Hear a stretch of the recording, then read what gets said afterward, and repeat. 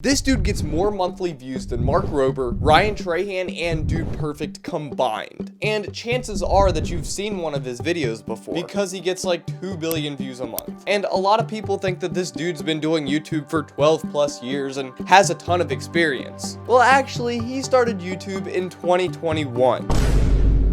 That's only 3 years ago. How in the world did this guy become so successful in such a short time frame? Well, I'm glad you asked, because after countless hours of research, I think I found the answer. Like I said, Zach started his channel on the 7th of June 2021, and he posted his first video on the 8th of June 2021, and it was a pretty good first video. But despite how good it was, it flopped. But why? Well, this was a documentary about this extremely fast-growing gas station known as Buc-ee's. You know, the gas station that is way larger than it should be. And like I said, this video actually wasn't all that bad, considering it was his first video ever posted to YouTube. But you could tell it was made more as like a passion project. And you could tell that Zach took more inspiration from traditional media, with stuff like Netflix documentaries or Discovery Channel documentaries. But that was kind of the problem behind the video. It wasn't really optimized for YouTube. For example, the first 30 seconds of the video had no sound effects, no music, and no dialogue. It was literally just B-roll. So it really wasn't all that attention grabby. And I'm not saying that he needed to have an intro that was less than 5 seconds long with 100 different shots and Subway Surfers at the bottom so that it could absolutely grab your attention. No. There's actually a sweet spot on YouTube. You can take inspiration from traditional media and also play the game of YouTube. Someone who takes a ton of inspiration from traditional media but also has pretty YouTube optimized videos is James Janney. His videos feel like Netflix documentaries, but they also hook your attention the same way a YouTube video would. I began receiving messages from others telling me that they've been contacted by me on Instagram, only it wasn't me.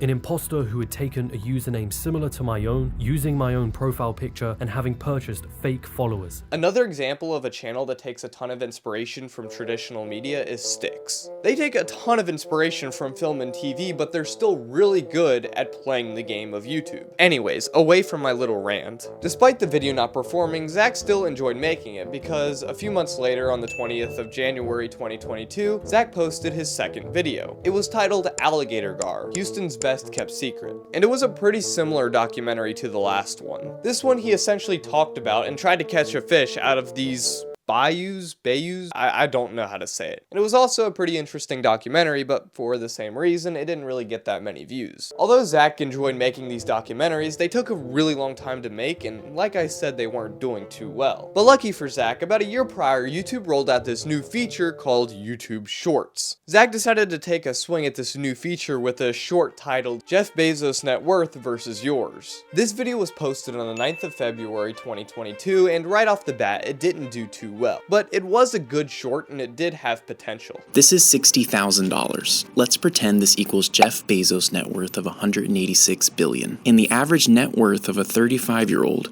would be one single penny. He then decided to make a new short about a topic that he had already made a video about: Buc-ee's. He titled this short The Biggest Gas Station in the World. This one didn't really pop off either. Zach then decided to make 3 more shorts centered around Buc-ee's. Nothing really took off too crazy, until Zach decided to post this particular video where he talked about the Titanic disappearing. And this one actually performed way better than all the other ones, and it kind of pushed his other shorts to sort of pop off as well. Today, this short sits at 46 million views. Going full-time on YouTube was extremely fun, but then I ran out of money. Today's video is brought to you by .store. One of the most important things when it comes to monetizing your brand on YouTube is how recognizable your brand or name is. This is especially important when you're doing business. Whether it's products, merch, or digital services, your domain name, which actually means your website URL, using which people land on your website, is super important. Now, just like me, there are so many creators that don't know this when they're starting out, and they often share URLs that look like this, or something like that. It's random. That's where today's sponsor, .store domains, comes into play. Unlike random long URLs that end in .com, a URL ending in .store tells the world that this is my store. Your name followed by .store.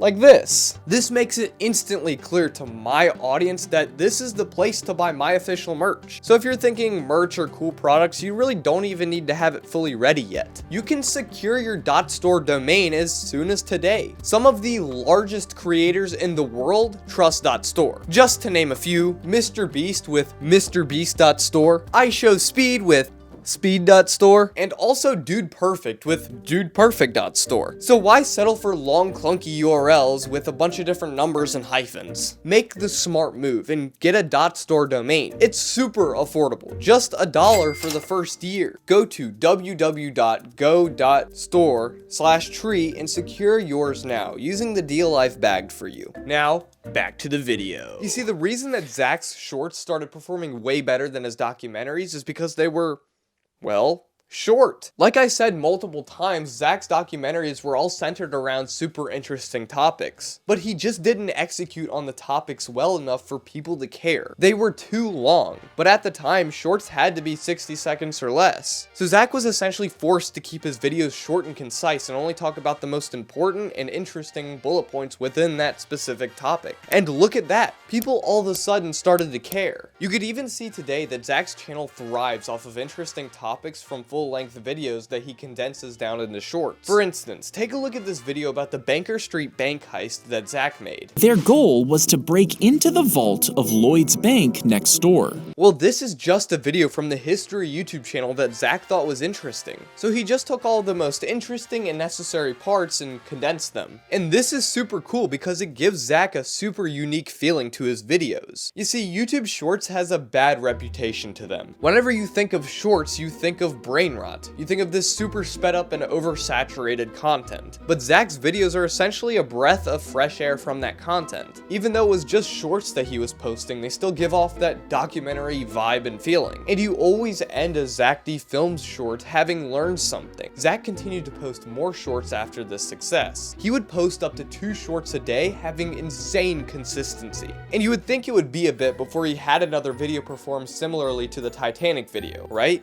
Actually, no, he didn't have that many shorts absolutely flop after this. And this is because he used something called formats. A format is essentially a type of video on a channel. Like MrBeast $1 versus $1 billion videos. That's a format. Or like Sticks, we surprised X YouTuber with their own movie. That's also a format. And the reason that formats are so cool is because it allows you to come up with viral ideas without having to reinvent the wheel every time. This is exactly what Zach did after the Titanic video blew up. He noticed that it was doing well, so he capitalized with another short about the Titanic. And he also made another video about sunken ships because, judging by the Titanic video, that's what people were interested in. Some other formats that Zach used early on was that he explained how famous magic tricks were done. He would talk about weird, creepy, and abandoned places. And he would also talk about weird cartoon characters or mascots, I guess. And you're probably wondering, how does Zach come up with these viral video formats in the first place? Well, it's simple. He would post a completely original idea on his channel. And if it did badly, he would leave it at that. But if it did well, he would capitalize with other similar ideas. And this is really cool because in real time, you can watch massive YouTubers experiment with formats on their channel. Take Ryan Trahan, for example. You can see Ryan Trahan posted a video titled, "I played 50 years of video games." And although this video did get 6 million views, it was nothing in comparison to the average views Ryan was pulling in at the time. And you can see Ryan hasn't done a video similar to that one since. Now take a look at the first time Ryan made a 1-star video. It went absolutely viral and got over 23 million views. And now if you look at Ryan's channel, you can see that he's used the 1-star format countless times. And without fail, these videos do good every single time. Zach continued to stay consistent with his content, posting at least 1 time every single day. And the growth on his channel was exponential. He was kind of already getting 1 billion views a month at this point. And he was on trajectory to becoming one of the biggest creators of all time. That's pretty much it. I know it doesn't seem like much, but... Hey! Ah! What? You're not just going to end the video like that, are you? Like, that cannot be the entire video. That is all the information that I got from my research. You know what? Hand me your research. I want to see what you found. Okay, fine. This is what you found? This is like 1 page of information, bro. This is garbage. What What are we doing? This dude just blew up. There's really not that much information out there about it. That cannot be your excuse. Oh, you think you can do better? How about you take over? How about you take over? Maybe I will. Maybe I will. Okay, then do it. Then do it. Okay. All right, bye then. Anyways, where was this guy at? Oh yeah, Zach was getting billions of views a month, and he had made it, except he didn't. Because this is where YouTubers normally start to hit a decline, where they start going down and falling off. But that never happened to Zach. In fact, the opposite happened. Zach continued to grow faster and faster. And you guys are probably sitting at the edge of your seat wondering, what did Zach do to solidify himself as a top creator? How did he do it? Well, dear viewer, you're in luck, because I'm about to tell you that right now. You see, there is this unspoken graph on YouTube. I personally call it the quantity or quality graph. You see, on one side of the graph, you have creators like Mark Rober, Nico Amalana, Michael Reeves. These are people that post videos with insanely high production value, and these videos are normally some of the most entertaining videos on the internet. But because these videos are so high quality, they normally take a really long time to create and have a super high budget. So creators like this don't really post that often. Like Nico and Michael only post one time a year. That's crazy. Then on the other side of the graph, you have creators like Ludwig, Sambucha, Moist Critical. These creators normally post multiple times a week.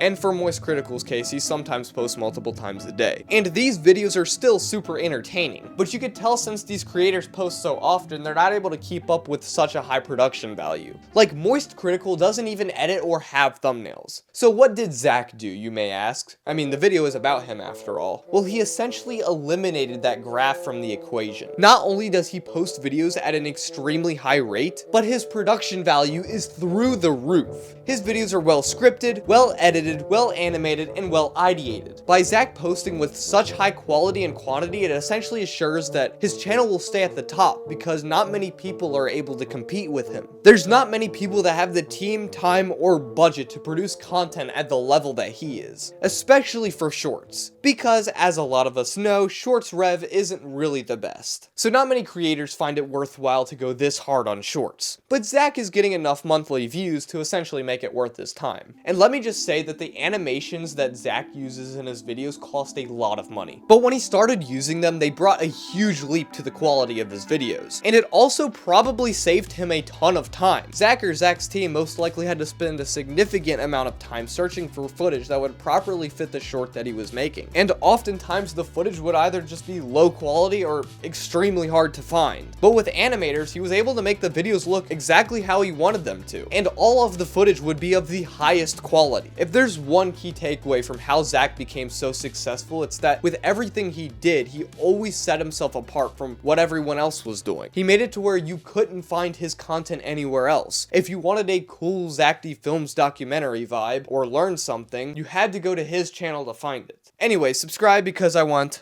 100,000 subscribers, and also go follow my Instagram because I post Bible-based content. Anyways, bye!